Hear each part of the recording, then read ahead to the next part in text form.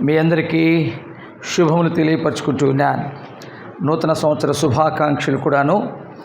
ఈ యొక్క నూతన సంవత్సర శుభాకాంక్షలు సమయంలో రాత్రి జ్ఞాపకం చేసుకున్నటువంటి రీతిగా మరి దేవుడు మనలను ఉండనిచ్చి ఉంటున్నాడు, మనలను కనికరించి ఉంటున్నాడు.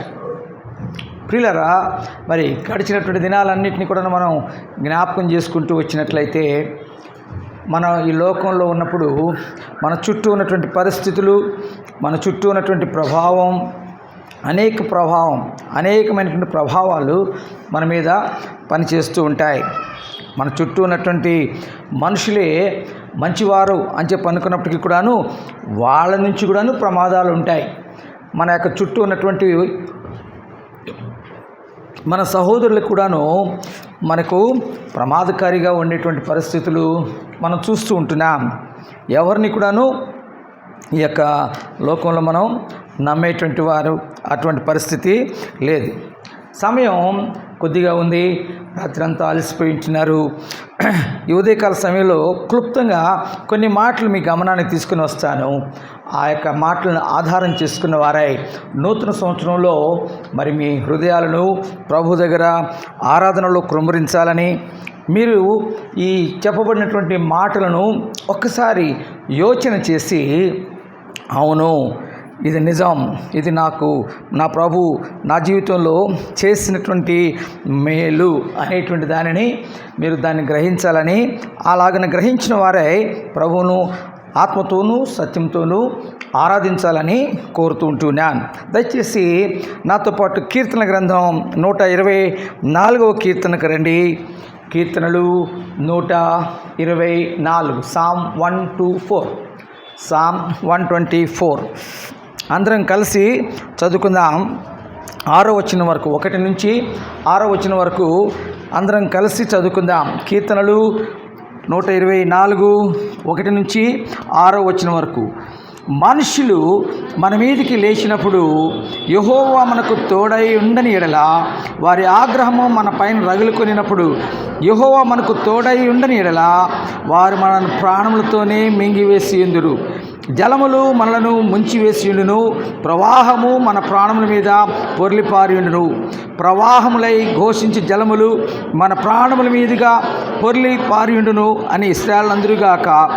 వారి పండ్లకు మనలను అప్పగింపని యెహోవా స్తుతినందునుగాక.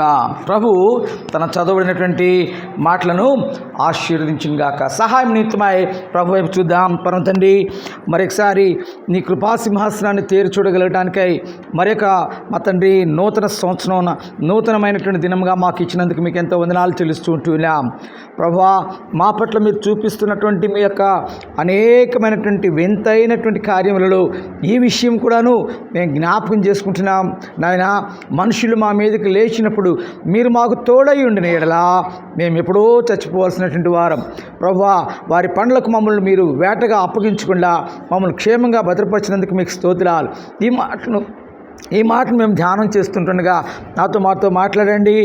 మీ యొక్క బిడ్డలందరినీ కూడా నువ్వు ప్రేరేపించి ఆత్మతో సత్యంతో మిమ్మల్ని ఆరాధించలాగిన సహాయం దయచేసి మీ నామానికి మహిమ తెచ్చుకున్నామని యేసుక్రీస్తు ప్రభువారి ఘనమైన శ్రేష్టమైన నామాలు అడిగి పెట్టుకుని ప్రార్థిస్తున్నాం పరమ తండ్రి, ఆమేన్. అన్న, మరి మీకు వాగ్దానం చేసినటువంటి రీతిగా 12:30 కల్లా ముగించాలి అని చెప్పేసి కోరుకుంటున్నాడు. మీరు ఆలస్యంగా వచ్చినప్పటికీ కూడాను ఆయన అన్నటువంటి మాట ప్రకారంగా మరి తన యొక్క మాటను నిలబెట్టుకోవాలని కోరుతూ ఉంటున్నాడు. కాబట్టి క్లుప్తంగా కొన్ని విషయాలు మనం ధ్యానం చేసుకుందాం. ఇప్పుడు చదవబడినటువంటి లేఖన భాగాల్లో ప్రభువు ఎంతైనా స్తుతి నొందదగిన వాడు. ఎందుకని? మనుషులు మన మీదకి లేచినప్పుడు యెహోవా మనకు తోడై ఉండని ఎడలా ఏమైపోయేవాళ్ళం? మనము వారి పండ్లకు మనము ఆహారం అయిపోయేవాళ్ళం. ఈ దేవుడు మనల్ని కాపాడని ఎడలా ఆయన మరి వారి పండ్లకు మనల్ని వేటగా మరి అప్పగించకుండా దేవుడు మనలను కాపాడుతూ వచ్చినాడు. కాబట్టి దేవునికి ఉదయకాల సమయంలో స్తుతి చెల్లించాలి. ఏ విధంగా అని చెప్పనంటే మరి వివరించడానికి అంత సమయం లేదు. మనకు తెలుసు, మనుషులు మన మీదకి వస్తే ఏమవుతుంది? మనుషులు మన మీద ఆక్రమిస్తే, మనుషులు మనను దూషించి హింసిస్తే ఏమైపోతుంది? దేవుడిలో ఎదగాలి, ఆయనను ఆరాధించాలి అనేటువంటి ఆశ కూడాను చచ్చిపోతుంది, కోపం వస్తుంది, మనల్ని మనమే చంపుకున్నటువంటి రీతిగా ఉంటాం. దేవుడు ఎన్నో విషయాలలో ఆయన మనుషుల నుండి, వారి ఆగ్రహము నుండి, వారి యొక్క ఆగ్రహపు బలము నుండి, వారు మన మీద చంపివేయాలనేటువంటి పరిస్థితుల్లో, అటువంటి పరిస్థితులన్నిట్లో నుండి ఆయన తన యొక్క మార్గములన్నిట్లో నుండి మనల్ని కాపాడి ఉంటున్నాడు. పిల్లరా 191వ కీర్తన 3వ చరణములో ఆయన అంటాడనమాట, ఆయన మనల్ని ఎట్లా కాపాడేటువంటి దేవుడిగా ఉంటున్నాడంటే,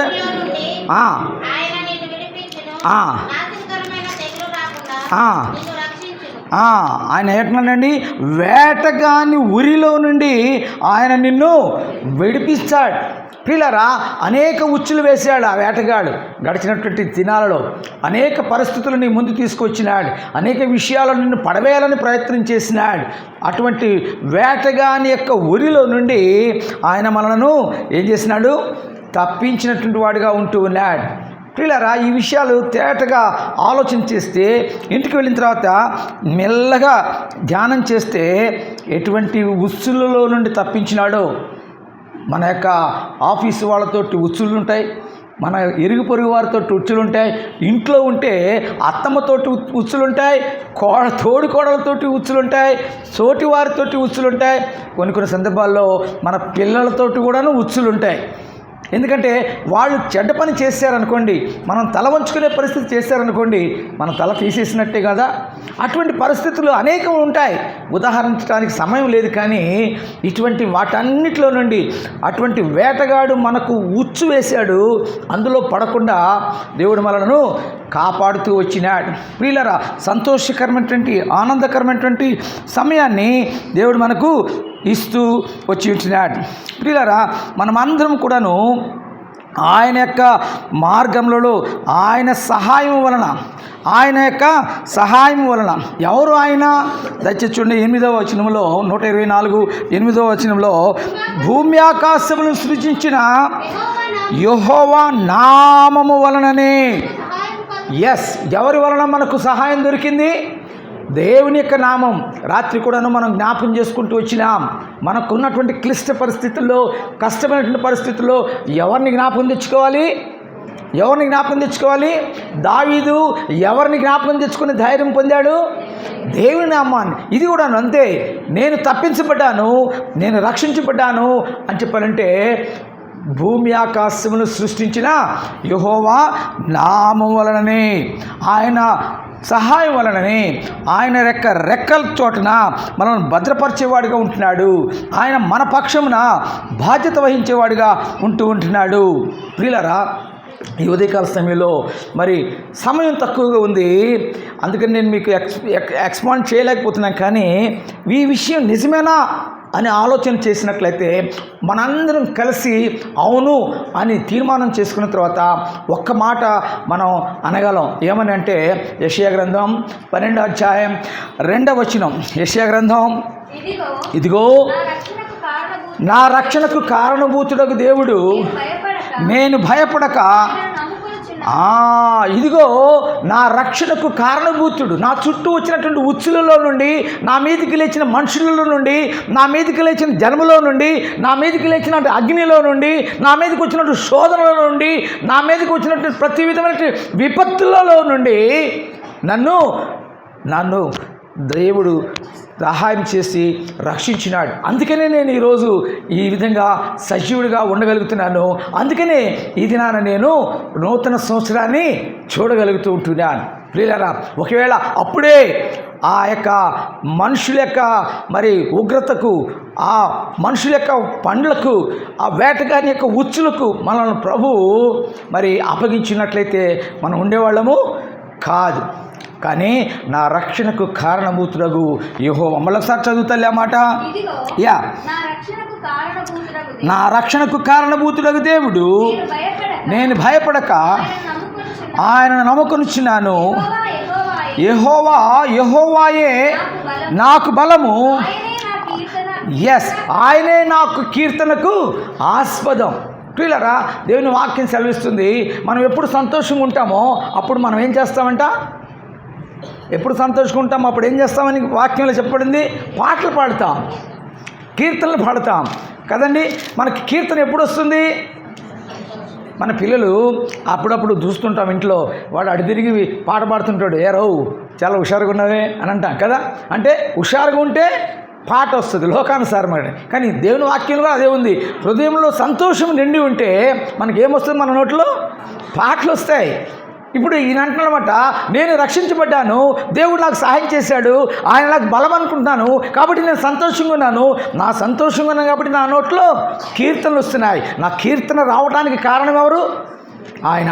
నా కీర్తనకు ఆస్పదము నీవే, నా కీర్తనకు ఆస్పదము నీవే. ప్రియులారా, ఆయన కీర్తనకు ఆస్పదం అయింటున్నాడు కాబట్టి మనం ఏం చేయాల్సిన వారమై ఉంటున్నాము? దావీదు అంటాడు 20వ కీర్తన 5వ చరణం, 20వ కీర్తన 5వ చరణంలో దయచేసి చూడండి, దావీదు ఏమంటున్నాడు? యెహోవా నీ రక్షణను బట్టి మేము జయోత్సాహం చేయుచున్నాము, మా దేవుని నామమును బట్టి, మా దేవుని యొక్క నామమును బట్టి, ఆయన మాకు ఇచ్చినటువంటి జయాన్ని బట్టి మేమందరం కలిసి జై అంటున్నాం. మనమందరం కలిసి మన యొక్క ధ్వజాన్ని ఎత్తుతూ ఉంటున్నాం.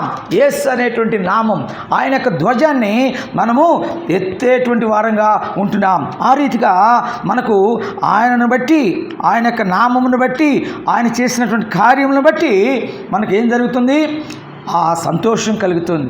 సంతోషంతో ఈరోజు మనమందరం కూడాను దేవుని స్తుతించడానికి ఆస్పదంగా ఆయన చేసినటువంటి కార్యములను జ్ఞాపకం చేసుకుంటున్నాం.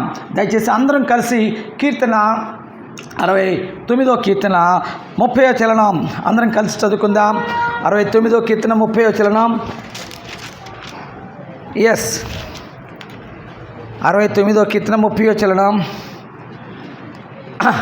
దొరికిందా అండి? అందరం కలిసి చదువుకుందామా?